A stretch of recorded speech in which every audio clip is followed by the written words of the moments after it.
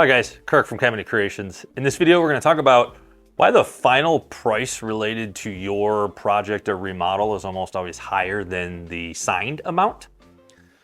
And so this is a sticking point, and we hear this all the time from homeowners who are like, well, you know, contractors aren't or remodelers aren't up front with the costs, and it's always more in the end. And I would say two things.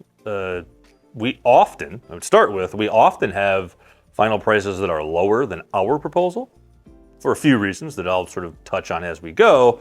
And the other thing I would say is it's not always, you know, you hear that story about how the contractor or the remodeler raised their price and did all of that. And sometimes it's maybe not understood by the homeowner, some of the reasoning. And I'm not saying that contractors don't do some shady stuff. And sometimes it is the contractor being, you know, a bad person, but often there's reasons. And so I'm going to get into some of the reasons why that final price is more than that proposal. And I think the number one reason is selections. And when you think about selections, if you're going to do a kitchen, you have 20 things that you need to choose. And that's countertop, hardware, backsplash tile, flooring, faucet. And so when you see a proposal, what is often in that proposal is an allowance. And so when we think about countertops, we might say, for this much square foot of countertops, we're allowing for $5,000. So we would use an allowance that's a healthy allowance. Some contractors use a skimpy allowance and they know you're never going to choose a $5,000 countertop, right? But when you go and choose that countertop, sometimes you love a $7,000 countertop. And for sure that price has now gone up $2,000, right? So the proposal was $50,000. It included a $5,000 allowance for the countertop.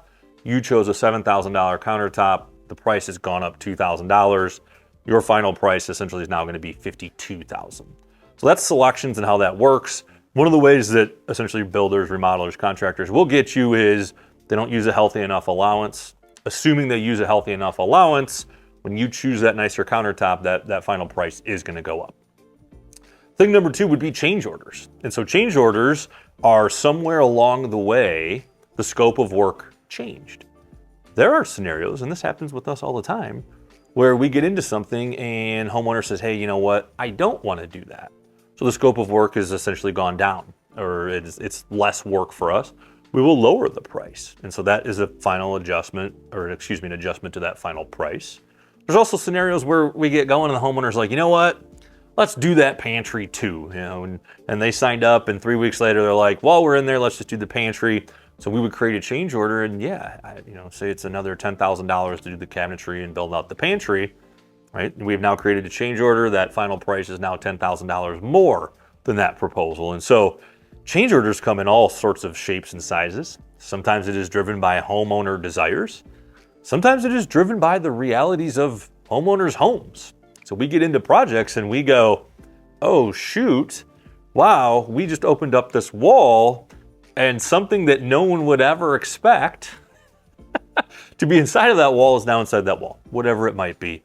And so when we see that, like we are not obligated to essentially honor that initial price. Like your home has some weird thing that is happening that has now changed the scope of work. And in this scenario, added additional work. So we would have to create a change order. And in the end, the homeowner would end up paying more.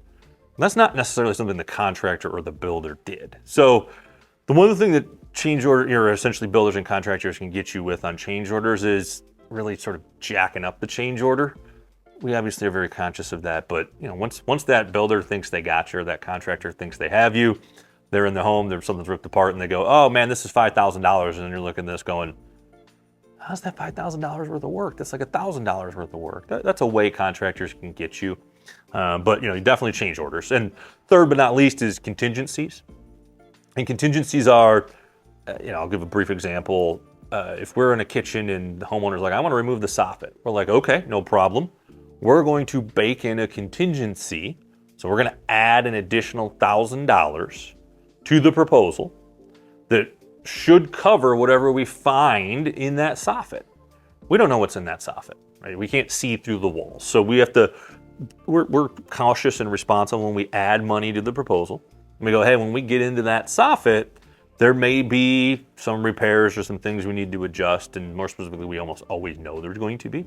And so that's the point of the contingency. The thing about the contingency is if we add $1,000 contingency, we might open that soffit up and realize that actually it's $2,500.